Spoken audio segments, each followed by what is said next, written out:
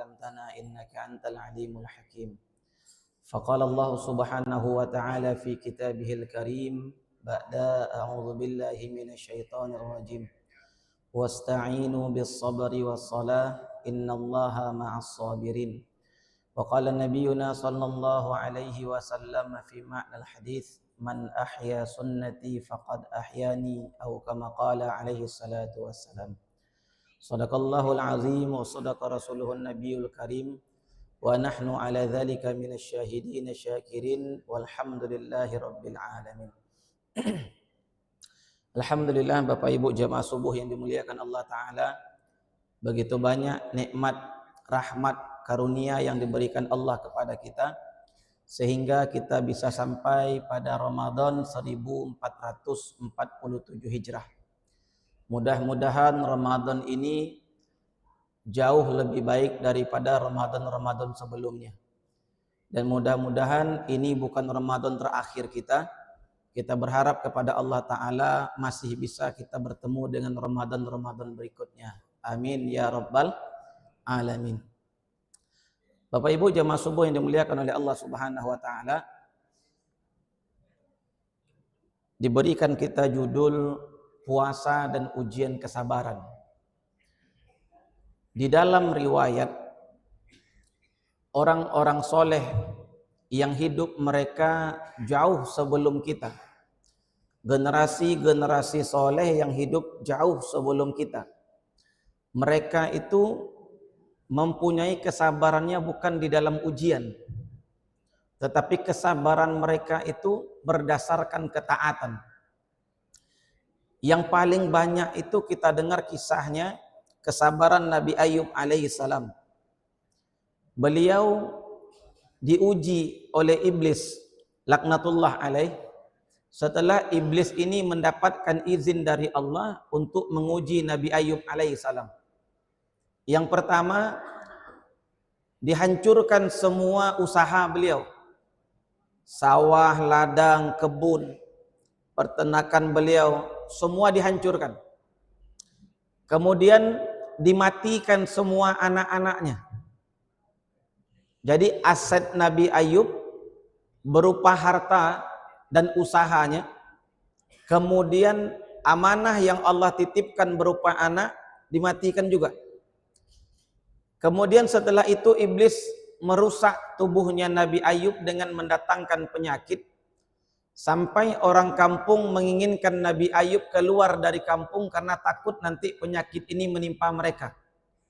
Akhirnya Nabi Ayub tinggal di satu buah tempat yang jauh dari manusia banyak. Kemudian istrinya tidak diizinkan tinggal bersama beliau, tetapi boleh berkunjung saja. Harta habis, anak keturunan habis, badan ditimpa penyakit, dengan istri dipisah, tidak boleh tinggal bersama. Tetapi Nabi Ayub alaihi salam ketika istrinya berkata, alangkah malangnya kehidupan kita, harta kita habis, anak kita juga habis, dan engkau ditimpa penyakit, sementara aku tidak boleh tinggal bersamamu. Kata Nabi Ayub kepada istrinya, Siti Rahmah, berapa lama ujian ini menimpa kita? Kata istrinya, belum genap 40 hari. Belum genap 40 hari. Kemudian kata Nabi Ayub, berapa tahun kita menikmatinya sebelum diambil lagi oleh Allah Ta'ala? Kata istrinya, puluhan tahun. Di kita mendapatkan nikmat puluhan tahun, begitu diuji sedikit, seolah-olah Allah Ta'ala tidak lagi menyayangi kita. Seolah-olah Allah Ta'ala mengabaikan kita. Nah ujiannya baru sedikit. Nabi Ayub alaihissalam ketika itu sakit yang luar biasa, maka beliau berdoa kepada Allah, ya Allah sesungguhnya aku dalam keadaan sakit. Bapak dan Ibu, Nabi Ayub tidak minta sembuh. Nabi Ayub berdoa kepada Allah untuk memberitahukan Allah bahwasanya dirinya sakit, padahal Allah itu maha mengetahui. Dia awak damam seketik sih Pak, bentuk nak kalamu dunia ke rasulnya le Pak. Sakit seketik saja heboh sarumah. Agak lama sakit seketik sekampung heboh. Tetapi Nabi Ayub tidak. Dia tidak minta sembuh kepada Allah, tetapi cuma melaporkan keadaannya. Tetapi apakah ibadah Nabi Ayub, apakah ketaatan Nabi Ayub itu ditinggalkan ketika dia diuji Allah? Apakah ketaatan Nabi Ayub itu hilang karena dirinya sakit? Demi Allah tidak. Sebagaimana taatnya ketika sehat, begitu taatnya ketika sakit. Awak kalau sakit seketik kamu saji ndak le Pak? Bandak kamu saji apa petang de 2 hari damam. Damam tinggal kamu saji Pak. Baru damam seketik. Tapi kalau apa bisa Pak? Bisa. Mau tota di luar bisa? Bisa. Kamu saji, itulah nam payah. Badan nangis dingin selama puasa banyak minum es. Iya Bu. Demam kita, amal kita berantakan. Nabi Ayub tidak, tetap. Maka Allah Subhanahu wa taala memberikan gambaran kepada kita di dalam kitab suci Al-Qur'an itu, wasta'inu bis-sabri was-shalah. Bukan sholat dulu Pak. Harusnya kan sholat dulu. Ketika dia sudah sholat baru datang sabarnya. Tetapi ayatnya tidak, wasta'inu. Sabar itu merupakan sifat. Dan sabar itu pasti melekat ke setiap diri orang beriman. Dan sabar itu merupakan perhiasannya orang-orang soleh. Awak kalau dipuji orang, ku apa, ku soleh, ku ibu, ku soleh. Senin Kamis ndak tinggal, baca Quran ndak tinggal, sedekah rajin, majelis taklim lai, kamu saji, iyo, ku orang soleh. Awak begitu disabui orang soleh itu bahagia Pak. Sanang mana tiwak diakui di orang soleh awak. Tapi ketika ujian datang, lupa dia bahwasanya Allah Ta'ala berhak menguji orang. Diberikan ujian oleh Allah Ta'ala untuk melihat dia memandang ujian ini datang dengan sendirinya atau datang dengan izin Allah Ta'ala. Berupa kekurangan harta, berupa kekurangan buah-buahan, berupa datangnya penyakit, atau berupa matinya anggota keluarganya. Maka orang yang diuji oleh Allah Ta'ala, karena dia memiliki sifat sabar, orang mukmin itu sabar, orang soleh itu pakaiannya kesabaran, maka ketika terjadi sesuatu kepada dia, maka dia akan mengucapkan inna lillahi wa inna ilaihi raji'un. Allah berhak menguji dia kapan saja, dengan ujian apa saja. Maka hal yang mesti dia lakukan, bersabar terhadap itu. Nabi Ayub bersabar, taatnya ditingkatkan. Tidak berkurang taatnya, justru ditingkatkan. Maka hari ini ada yang hilang dari diri kita. Kita berusaha untuk taat, tapi kesabaran tidak melekat di dalam diri kita. Maka kesabaran itu yang paling tinggi itu dia sabar dalam taat kepada Allah Ta'ala. Ketika dia sabar dalam taat, maka kelalaian hilang. Maksiat berkurang. Tidak ada di antara kita yang tidak berdosa. Ada dosa kita. Kecil atau besar, sadar atau tidak, kita berdosa setiap saat. Tapi dia berusaha untuk mentaati perintah Allah Subhanahu wa Ta'ala. Ini yang dikehendaki. Dengan puasa ini kita diminta untuk meningkatkan kesabaran kita. Sabar yang bagaimana? Sabar untuk mentaati perintah Allah Subhanahu wa Ta'ala. Nabi Ayub tidak meninggalkan taatnya. Bapak dan Ibu jamaah yang dimuliakan oleh Allah Subhanahu wa Ta'ala, kita sudah meninggalkan setengah dari Ramadan awal. Kata para ulama, sisa dari setengah Ramadan ini semuanya adalah emas. Kita yang masih lalai, Ramadan telah meninggalkan kita separuh waktu, tersiksa paruh keduanya, maka sisa waktu paruh kedua ini untuk kita habis-habisan Pak. Karena bisa jadi ini Ramadan terakhir kita. Tidak ada yang mendapat jaminan akan hidup. Akan sampai dia bertemu dengan 1 Syawal, tidak ada jaminan. Yang ada itu harapan. Kita bisa berharap kepada Allah Ta'ala, tetapi jaminan dari Allah untuk hidup sampai Syawal tidak ada. Maka momentum Ramadan ini Allah Subhanahu wa Ta'ala menjadikan satu malam di dalam satu pekan momen yang luar biasa untuk memperbaiki keadaan kita. Maka malam itu adalah malam Jumat, Lailatul Jumu'ah. Kesempatan kita untuk mendekatkan diri kepada Allah di malam itu. Karena malam paling mulia dalam satu pekan itu malam Jumat. Tetapi Allah memberikan kita 30 malam atau 29 malam mulia selama satu bulan Ramadan. Bukan malam Jumatnya saja, semua malamnya. Lailatul Mubarak, malam yang penuh keberkahan yang diberikan Allah Ta'ala. Maka tidak akan disia-siakan malam itu bagi orang yang ingin berusaha menjadikan pribadinya pribadi taat. Kenapa? Karena dia berusaha dalam sabarnya untuk mentaati perintah Allah Ta'ala. Para sahabat bertanya, ya Rasulullah, siapa orang yang paling berat ujiannya yang diberikan oleh Allah Ta'ala? Kata Nabi, para Rasul. Kemudian yang setara setelah itu, para Nabi, para Rasul, kemudian di bawah para Nabi, para Rasul. Semakin taat dia, maka semakin berat ujiannya. Maka Sayyidina Imam Hasan Al-Basri berkata, sabarkan dirimu dalam taat kepada Allah, sehingga tidak ada lagi keluh kesah, sehingga yang nampak olehmu hanya Allah Ta'ala. Dia tidak memandang yang lain lagi.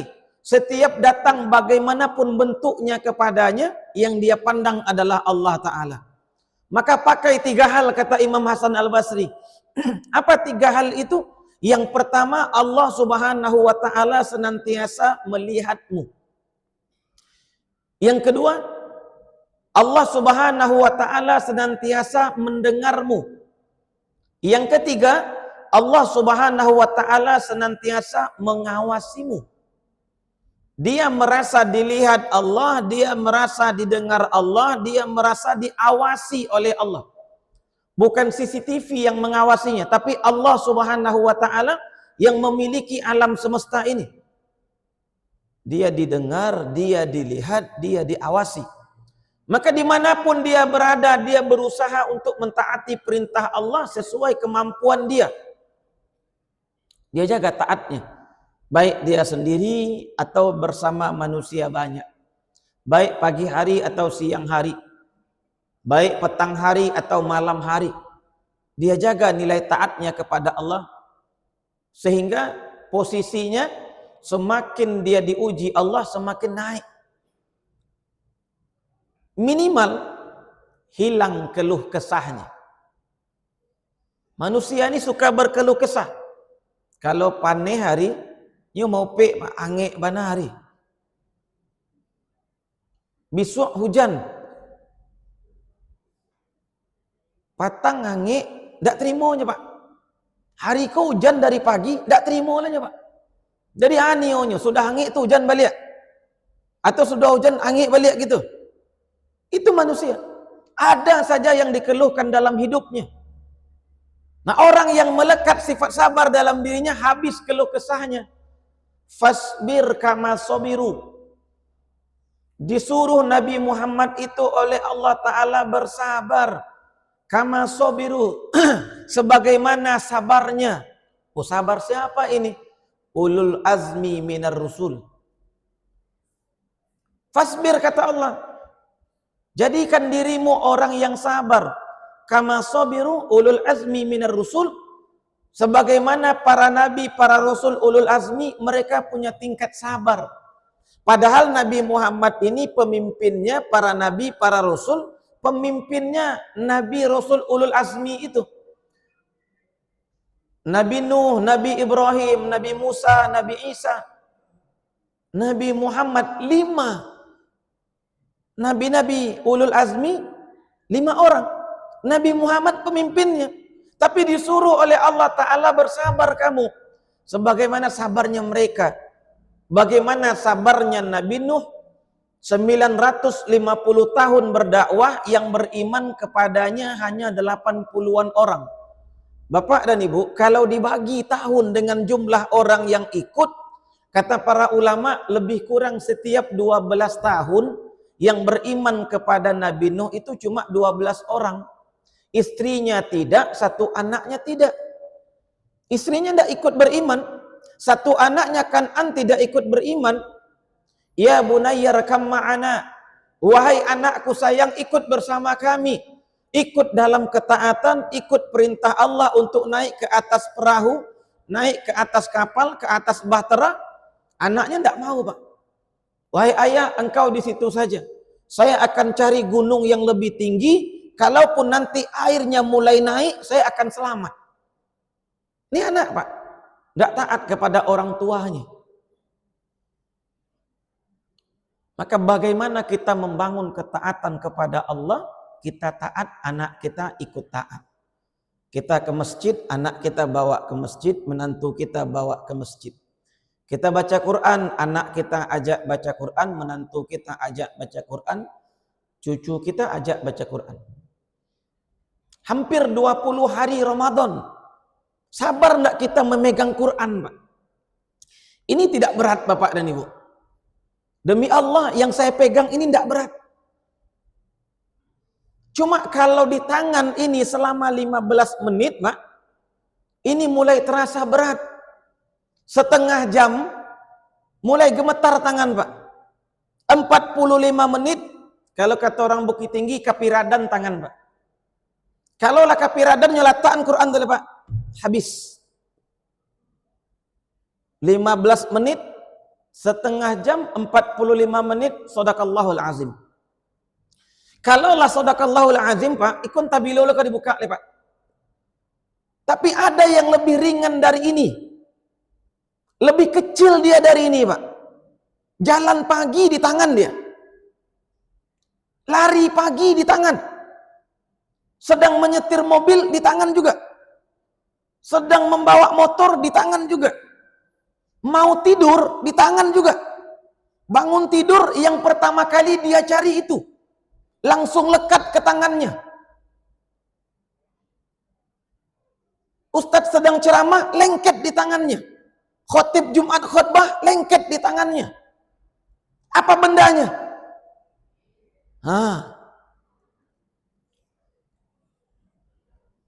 Ambo berpikir, Pak, alim yang dipakai supaya bisa lengketnya di tangan tuh, Pak. Kalau ada lemnya, ke Quran lakian, Pak. Tempel di Quran. Untuk handphone, untuk gadget, rata-rata orang Indonesia menghabiskan waktunya dalam sehari 4 jam sampai 12 jam, Pak. Itu kuat tangannya, Pak, macam handphone tuh. Bertahan dia. Tapi kalau Quran enggak. Harusnya kalau sudah dekat 20 hari Ramadan, minimal Quran itu sudah khatam 2 kali, Pak. Ada ibu-ibu yang lah 2 kali khatam Quran? Lai, tolong angkat tangan. Berapa? Apa-apa lai 2 kali? Tolong angkat tangan, Pak. Berarti awak tidak sabar memacik Quran. Hilang sabar awak macik Quran tuh. Kenapa itu terjadi? Sementara kita dengar hampir setiap malam Ustaz baca ayat itu. Syahrul Ramadan allazi unzila fihil Quran hudal linnasi wa bayyinatin minal huda wal furqan. Ramadan itu bulan diturunkannya Quran, maka Ramadan itu syahrul Quran. Ramadan itu bulannya Quran. Imam Abu Hanifah berkata, Quran itu punya hak yang harus dikhatamkan 2 kali dalam 1 tahun. Setiap 6 bulan khatam Quran. Setiap 6 bulan khatam Quran. Sementara Ramadan itu bulan ke-9. Berarti harusnya sebelum Ramadan sudah khatam sekali.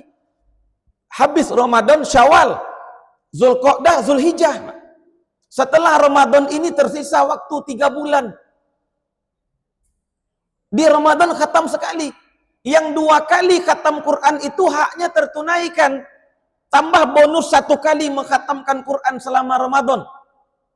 Nabi sebelum wafat, dekat-dekat beliau akan wafat, itu Jibril datang 2 kali dalam 1 tahun untuk bertadarus bersama Nabi, menyimakkan bacaan Qur'annya Nabi. Jadi Jibril turun untuk menyimak bacaan Quran Nabi. Nabi membaca, Jibril menyimaknya. Allah perintahkan Jibril untuk menurunkan Quran kepada Nabi. Setelah diturunkan, maka diminta oleh Allah untuk mendengar bacaannya Nabi. Nabi saja baca Quran disimak, Pak. Ada di antara kita baca Quran, suaranya tidak keluar. Dia balik-balik halaman Quran. Selesai dia tutup. Ditanya oleh kawan, nak dicari Pak, ambo baca Quran katanya. Lah suara Pak mah? Oh, ambo kalau ngaji tak bersuara dah Pak. Dalam hati saja. Kalau dalam hati bagaimana kita tahu? Mana bedanya izhar dengan ikhfa? Mana bedanya idgham bi gunnah dengan idgham bila gunnah? Enggak tahu kita bedanya, Pak. Beberapa waktu yang lalu sebelum datang Ramadan, ada akreditasi terhadap guru TPA sekota Padang, Pak. Ambo berkunjung ke rumah guru ambo salah seorang, ikut untuk jadi tim penguji. Kata beliau, capek minum kopi itu, pai jambo sebentar. Kamu apa ya? Ikut saja. Pergi ke satu masjid, ternyata ada beberapa guru TPA di satu kelurahan dikumpulkan di situ, diuji kompetensinya. Saya ikut. Kemudian kata beliau, Bapak dan Ibu, kan sudah lama mengajar TPA, TPQ, MDA. Ya. Boleh saya bertanya? Boleh, Pak. Apa pertanyaan beliau? Ketika mim mati bertemu dengan ba, bagaimana cara membacanya dan apa hukumnya? Spontan guru TPA itu menjawab, Pak, iqlab, Pak, katanya. Ambo tak kaji, Pak. Itu mim mati, bukan nun mati. Kalau nun mati bertemu ba, betul. Kalau mim mati, anak pesantren ada yang bisa jawab? Mim mati bertemu ba. Ikhfa safawi. Hebat anak awak le, Pak. Bukan nun tapi mim. Jadi kalau awak baca Quran basobok mim mati coba ditaruh yang saya bacanya atau ada dangongnya seketek. Ada dangong seketek, Pak. Itu namanya ikhfa safawi. Dari mana awak tahu itu? Kalau awak ternyata salah membaca, yang tahu mendengar maka dia akan betulkan. Bapak Ibu nanti kalau umroh, pulang umroh jalan-jalan ke Turki, itu Bapak Ibu tidak akan menemukan Quran ini terletak di bagian belakang masjid. Terletak di bagian samping Pak, di depan. Dan Quran itu akan dibungkus. Karena dalam mazhab Abu Hanifah, Quran tidak boleh telanjang begini, Pak. Ditutup dia. Supaya kalau tidak dibaca, yang berdebu bungkusnya bukan Qurannya. Awak saking tidak terpaciknya Quran lah bahabu Quran itu, Pak. Diambil Quran di lemari, baru dibuka, Pak. Akhir-akhir abu yang banyak itu bara lamo. Awak tak baca Quran di rumah. Dalam mazhab Imam Abu Hanifah membaca Quran itu harus hadap kiblat.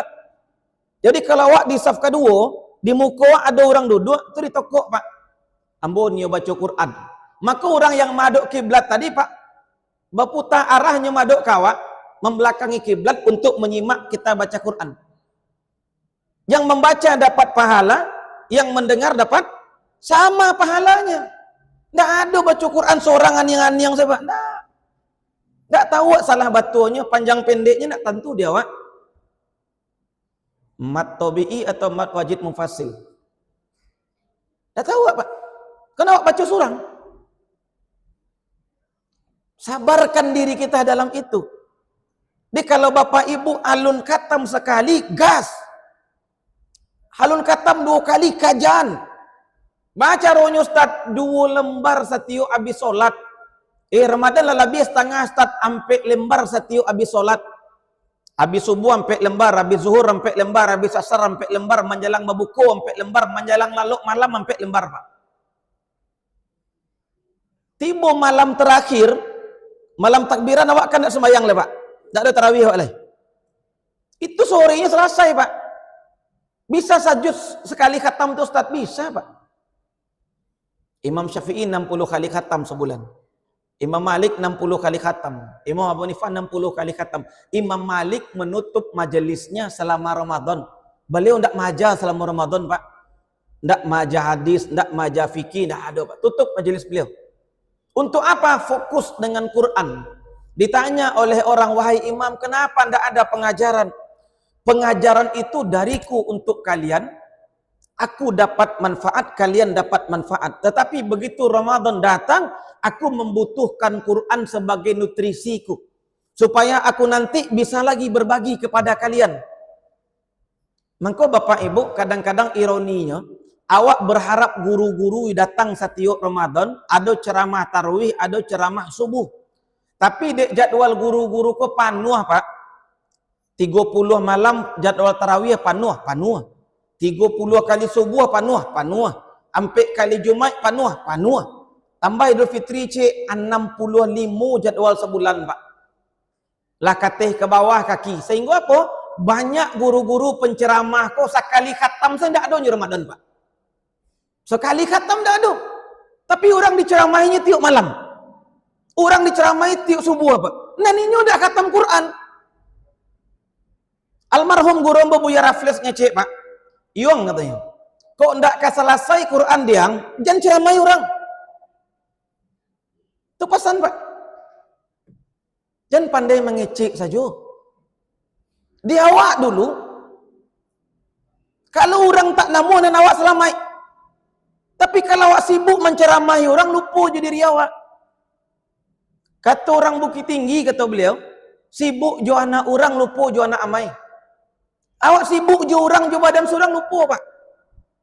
Engkau kadang-kadang, sebagian guru-guru ambo tanya tu, Ustaz, lah barangkali khatam. Ambo menganang-angan, karena dulu ketika ambo TPA, Ustaz menganang ambo tarawih. Tidak ada hari berlalu tanpa baca Quran. Itu pasan Ustaz dulu ketika ambo TPA dulu. Dulu Ustaz guru ambo, kini masih. Ambo masih murid, tapi ambo ada hak untuk mengingatkan seorang guru. Kalau nan samo gadang, Pak, atau agak karis ketik, Pak. Samo gadang dia jawab tu agak karis tu. Kau ndak bisa khatam Quran enggak 2 kali berhenti le ceramah Ramadan. Amplop kadi kaja Quran tinggal baserak-serak tu. Ya lumayan, Pak. 200.000 kali 65, Pak. Tabali unda baru sudah rayu tu. Kalau orientasinya amplop tu, Pak.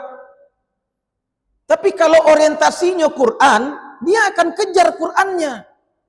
Aku yang susah tuh, sabar dalam ketaatan itu, Pak. Itu namanya. Bapak dan Ibu yang dimuliakan Allah Ta'ala, mudah-mudahan ada waktu awak berusaha, Pak. Nah, ada tidak bisa. Tuh. Pak, kok bisa orang tuh 60, Ustaz? Pak, kok bisa 61 kali khatam Quran? Imam Syafi'i itu tarawih 3 kali semalam. Di musajinya, di musolanya, 20 rakaat selesai. Tak lama sudah tuh pindah ke musajid jami'nya. Musajid rayanya. Selesai, pindah ke rumah gurunya Sayyidah Nafisah. Jadi 3 kali termen, Pak, tarawihnya. Itu 60 rakaat. Karena Imam Syafi'i tarawihnya 20. 60 rakaat tarawihnya. Di rumah gurunya itu lama. Karena itu terbatas. Gurunya Sayyidah Nafisah itu cucu Sayyidina Hasan. Jadi cicitnya Nabi SAW. Bisa, Pak? Ada tidak bisa? Jadi kalau Bapak Ibu Nio, ambo lagi doa supaya hilang malih itu. Supaya tiba semangat sekali baca, Pak. Kan tua hilang, malih hilang. Bisa tuh. Kalau Bapak Ibu Nio, ambo lagi kini. Tapi kalau tidak, ambo simpan untuk ambo seorang. Nio dia lagi apa enggak? Nio, doanya Bismillahi paksakan saja. Selesai itu, Pak. Malih hilang, ngantuk hilang, bosan hilang, Pak. Bismillahi paksakan saja. Selesai itu, Pak. Ambo jauh menjepit doa aku, Pak. Jauh. Pakai paspor menjepitnya. Kiranya ketika dibaca, iya betul Pak. Mengantuk hilang, malih hilang, bosan hilang. Bismillahi, paksakan saja. Tuh kaitan sabar tuh dengan solat. Kan awaklah sabar dalam taat tuh. Kaitannya jo solat. Solat ini ibadah khusus kita kepada Allah Ta'ala. Kalau solatnya tidak sah, maka puasanya tidak Allah terima. Bukan puasa tidak sah Pak. Syarat puasa itu tidak ada solat dalamnya Pak. Ada orang puasa tapi tidak sembahyang. Puasanya start lagi sah. Puasanya sah Pak. Tapi dosa meninggalkan sembahyang tidak bisa diganti jo pahala awak puasa itu Pak. Tidak ada syarat puasa itu meninggalkan solat batal puasa. Tidak ada Pak. Nyolai puasa tapi sembahyang tidak, tetap dia dapat pahala puasanya. Tapi pahala puasa tidak bisa membayar dosa karena dia meninggalkan solatnya. Maka pelukan solat tuh. Sayyidina Abdullah bin Abbas radhiyallahu anhu wa ardo, sepupu Nabi, anaknya Sayyidina Abbas bin Abdul Muttalib, paman Nabi. Beliau safar dalam perjalanan, keledai yang dia kendarai mati.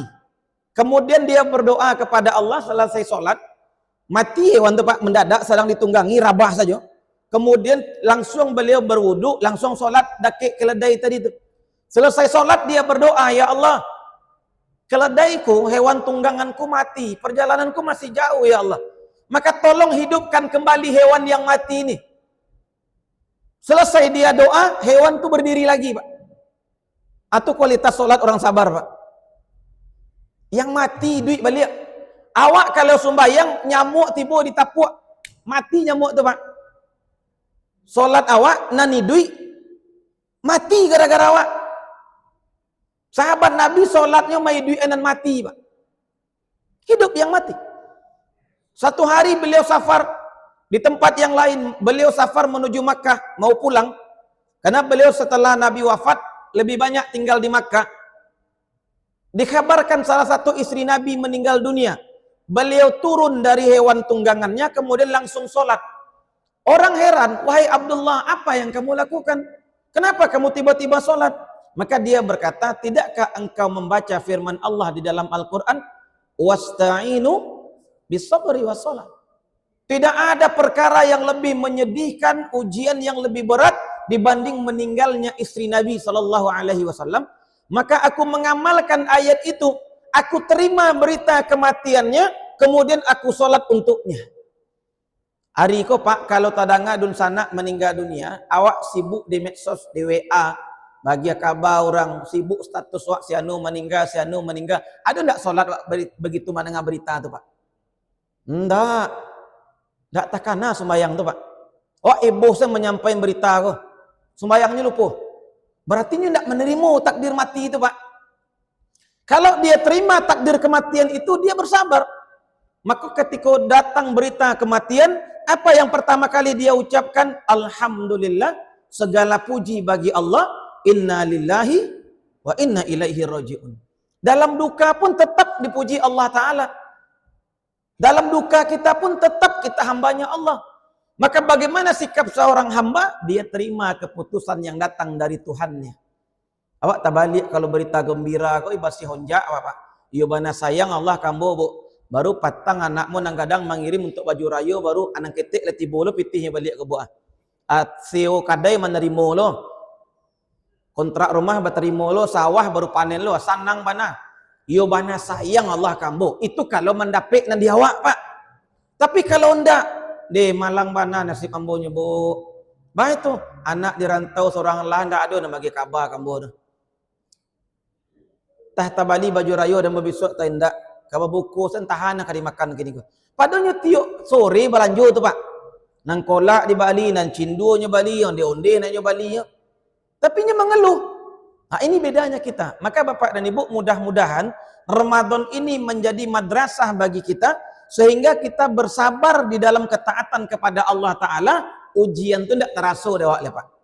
Karena begitu datang ujian kita tetap meningkatkan taat kepada Allah. Ujian itu yang membuat kita taat kepada Allah Ta'ala.